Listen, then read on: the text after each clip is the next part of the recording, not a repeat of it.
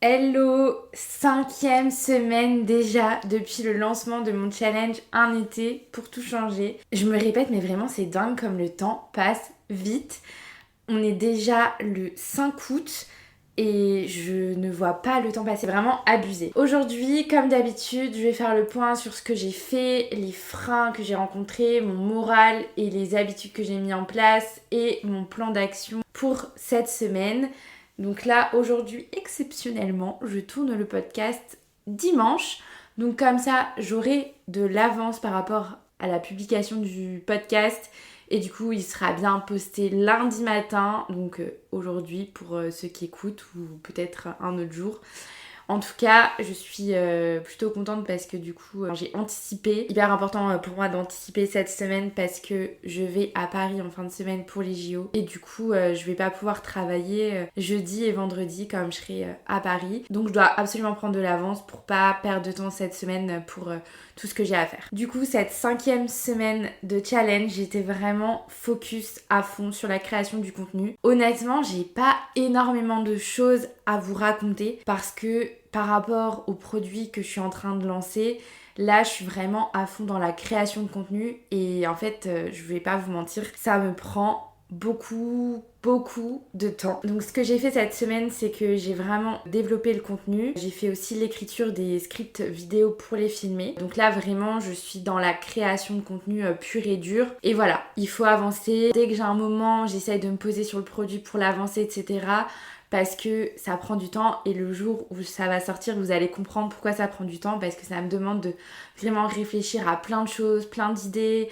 Enfin voilà, je vous donne quelques petits indices parsemés par ici, mais en tout cas, vous comprendrez vraiment. Ça demande de la recherche, ça demande vraiment, ça me prend beaucoup de temps. J'avais pas estimé le temps que ça pouvait me prendre de créer ce produit, mais franchement j'essaye de vraiment vous faire quelque chose de complet qui va vraiment vous aider et qui sera actionnable directement. Donc franchement je travaille à fond dessus pour vous rendre quelque chose de vraiment top. Et d'ailleurs je pense que c'est un produit que moi-même je vais utiliser dans mon quotidien, donc c'est pour ça que pour moi c'est hyper important vraiment que ce soit hyper complet et que ça corresponde à vos besoins, tout simplement. Deuxième chose que j'ai faite cette semaine, et c'était clairement aujourd'hui, j'ai acheté le trépied. Donc pour ceux qui ont écouté l'épisode de la semaine dernière, ça faisait partie de mes objectifs pour commencer à tourner les vidéos la semaine prochaine. Au moins une vidéo, voire 2 ou 3, histoire de vraiment commencer à créer le contenu pour pouvoir aussi après faire les montages, parce que bah évidemment qui dit vidéo dit montage, donc ça prend encore plus de temps. Au niveau de mes freins, honnêtement cette semaine c'était plus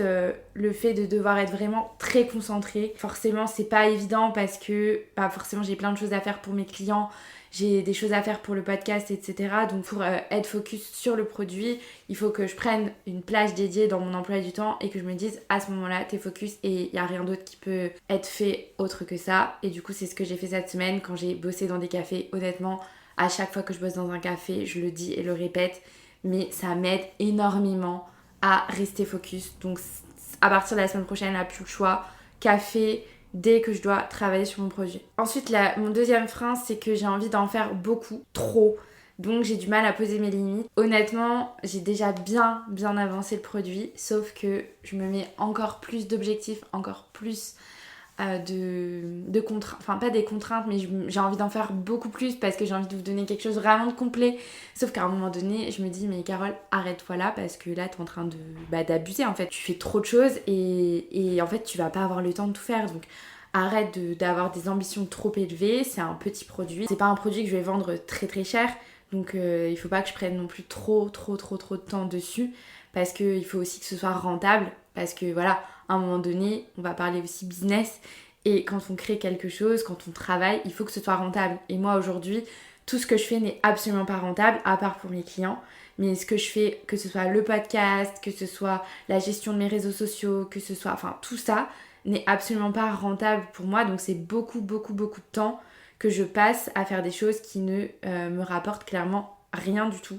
Genre vraiment 0 € en toute transparence. Donc aujourd'hui, j'essaye quand même de justement monétiser un peu plus mon business pour gagner un peu plus d'argent et aussi être rentable et arrêter de donner beaucoup de contenu gratuitement et sans avoir quelque chose en retour entre guillemets quoi. Au niveau de mon dernier frein, c'est vraiment tout ce qui est gestion de mon emploi du temps par rapport à la création d'un contenu, d'un produit. Franchement, je vous mens pas que créer un produit digital alors qu'on a des clients en opérationnel, c'est très compliqué parce que ça demande beaucoup de temps de gérer ses clients et du coup, il faut que je passe plus de temps aussi à créer ce contenu. Enfin, il faut que je me libère du temps pour créer tous les contenus. Donc forcément, ça, voilà, c'est un frein et c'est à prendre en compte. Du coup, la semaine dernière, niveau taf, j'ai réussi à très très bien avancer la semaine dernière, je suis super contente. Mais du coup, par rapport à tout ce que j'avais mis en place au niveau de mes habitudes, d'aller marcher, faire du sport, etc., honnêtement, la semaine dernière, j'étais à plat niveau énergie. Donc voilà, dans ces moments-là, je me dis que c'est pas grave et que honnêtement, c'est pas grave, je vais reprendre le sport cette semaine. À la fin de la semaine, je serai à Paris, donc je vais forcément beaucoup marcher. Donc voilà, c'est pas très grave. Si je vous fais quand même un bilan par rapport à la lecture, j'ai lu une fois dans la semaine. Par rapport au sommeil, j'ai bien dormi la semaine dernière. Ensuite, au niveau du sport, j'ai pas du tout fait de sport de la semaine. Franchement, c'est la première semaine où je fais pas de sport depuis très très longtemps. Mais honnêtement, j'avais une flemme pas possible. J'étais occupée tout le temps. Donc j'ai pas trop réussi à trouver dans mon emploi du temps justement pour faire du sport, même si oui, quand on veut, on peut, mais à un moment donné, il faut s'écouter aussi et savoir dire stop. Et au niveau de la marche, du coup, j'ai marché 3 fois plus d'une heure par jour sur la semaine. Donc en vrai, ça va. C'est quand même un peu du sport.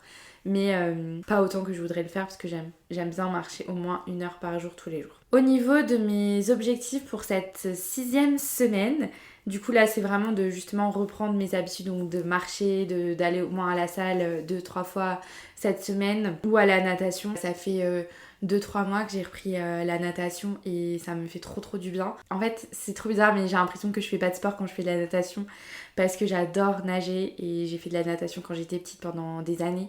Donc ouais, c'est un sport qui me fait vraiment plaisir et où je sens pas le mal entre guillemets. Donc j'adore ce sport. Et du coup aussi pour mes objectifs de cette semaine, c'est de dealer avec mes 3 jours de travail comme je pars à Paris et aussi de gérer mes clients parce que forcément c'est les vacances donc je dois anticiper les contenus. Dans 24 jours je pars à l'étranger donc il va falloir que j'anticipe tout ce mois d'août sachant que j'ai des grosses missions clients et que j'ai tout le contenu à créer pour le produit parce que je le lance le 2 septembre, ça n'a pas changé. Mais en tout cas, voilà, la date n'a pas changé, le lancement du produit c'est le 2 septembre, donc on se donne à fond et franchement, mais j'ai hâte vraiment de vous sortir ce produit parce que je suis trop contente d'enfin conclure un projet que j'ai depuis très longtemps. Sur ce, je vous fais des gros bisous, je vous souhaite une très bonne semaine si vous êtes en vacances ou si vous travaillez, enfin voilà, profitez à fond si vous êtes en vacances et puis si vous travaillez, je vous souhaite du bon courage.